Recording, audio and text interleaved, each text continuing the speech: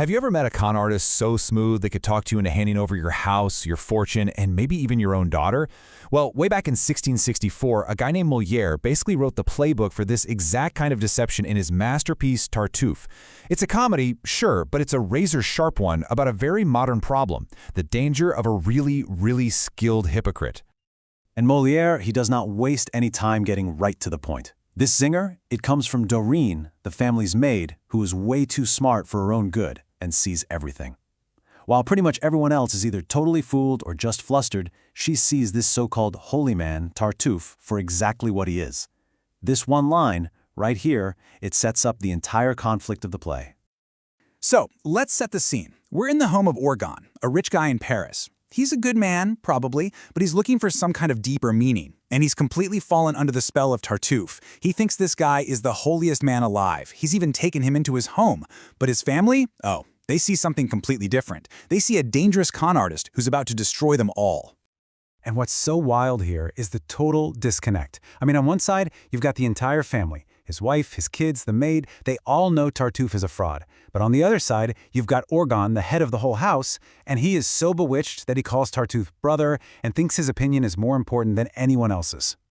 And you want to know just how deep this obsession goes? Moliere gives us one of the most brilliant and kind of dark comedic moments in all of theater. The maid, Doreen, she tells Orgon that his wife, Elmira, was terribly sick, like a raging fever, splitting headache. And what is Orgon's only question? And how about Tartuffe? And here is where you see how absurd it all is. While his wife was suffering, Tartuffe himself, he was doing just fine. In fact, he ate, get this, 2 partridges and half a leg of mutton. And when Orgon hears about Tartuffe's massive appetite, his reaction is just, poor man. He completely ignores his wife's actual suffering to pity this gluttonous hypocrite. It's just, wow. Okay, so let's talk about the man himself. Who is this Tartuffe? Really? What's his endgame here? And how is he so good at manipulating people? As we're about to see, he's not just a house guest, he's basically a predator wearing a cloak of piety. So the whole play really boils down to this one word, hypocrisy. And Tartuffe is the living, breathing poster child for it. You know, he uses the language of heaven to get what he wants right here on earth, and his desires are not exactly saintly. He performs piety, but believe me, he doesn't feel a bit of it. And his goals? Oh, they're devastatingly simple and just completely treacherous. He doesn't just want a little cash. No, he wants everything. Step 1, get his hands on Orgon's entire fortune. Step 2, marry Orgon's young daughter, Marianne, even though she doesn't want to. And step 3, the ultimate prize, seduce Orgon's wife, Elmira. It is a total hostile takeover of this family.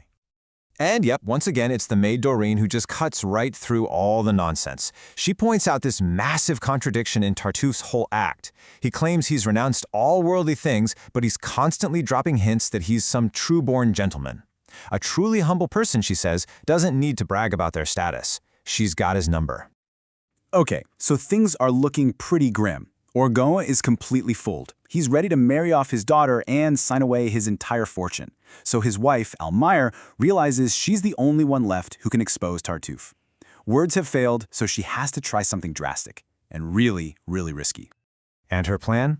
Oh, it's a masterpiece. She's going to lure Tartuffe into a private meeting, and she's going to make her husband, Orgon, hide under a table the whole time. He's going to be a direct witness to Tartuffe's real nature.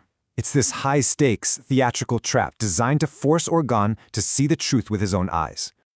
The second they're alone, the mask just drops. Tartuffe immediately starts trying to seduce Elmira with this ridiculously over-the-top, flowery language. He's calling her his sovereign, talking about his secret love, all while her husband is hiding just a few feet away, listening to every word.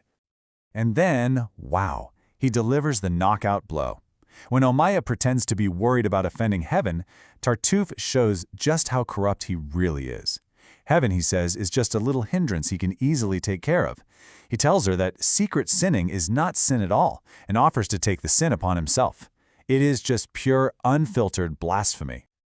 And that is finally the last straw. Orgon crawls out from under the table, his entire worldview just shattered. The man he worshipped as a living saint is revealed to be a slimy, blasphemous monster. The trap worked. The spell is finally broken.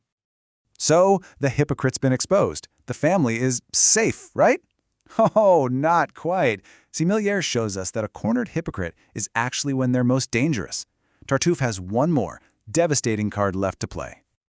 Just as Orgon is screaming at him to get out, Tartuffe drops an absolute bombshell with this line. He calmly reminds Orgon that, in his foolish devotion, he signed a legally binding deed of gift. Tartuffe isn't the guest anymore. He is now the legal owner of the house and everything in it. I mean, just look at how he twisted everything. Orgon offered him friendship. Tartuffe used it to try and seduce his wife. Orgon offered him his daughter. Tartuffe used her as leverage. Orgon offered his entire fortune. Tartuffe is now using it to evict him. And as we're about to see, the final betrayal cuts even deeper. And just when you think it can't possibly get any worse, it does. This is the real all-is-lost moment. See, Orgon was hiding a box of incriminating papers for a friend in exile. In his blindness, he told Tartuffe all about it. And now? Tartuffe takes that box straight to the king and accuses Orgon of treason. He doesn't just want the house, he wants Orgon completely ruined and thrown in jail. So, the family's about to flee. They're packing their bags, and then an officer of the king shows up, and Tartuffe is right there with him, looking like he's won the lottery. Everyone thinks the officer is there to arrest Orgon for treason. This is it. All hope is gone. But then, in the play's final, absolutely stunning twist, the officer turns, not to Orgon, but directly to Tartuffe, and places him under arrest. In a single instant, the hypocrite's victory just turns to dust. You might be asking, wait, how did that happen? Well, Molière uses a classic theatrical trick called a deus ex machina, basically an intervention from a higher power. The king, who's portrayed as this all-wise, all-seeing ruler, was not fooled for a second. He recognized Tartuffe as a notorious criminal who was using a fake name, and he saw right through his vicious plot against Orgon. And just like that, boom! Everything gets tied up in a neat little bow. Tartuffe is hauled off to prison. The king declares that the deed Orgon signed is worthless, so the family gets their house and money back. And finally, Orgon gives his blessing for his daughter Marianne to marry her true love, Valère. Reason and justice have returned. You know, Tartuffe was so controversial when it came out that it was actually banned for 5 years.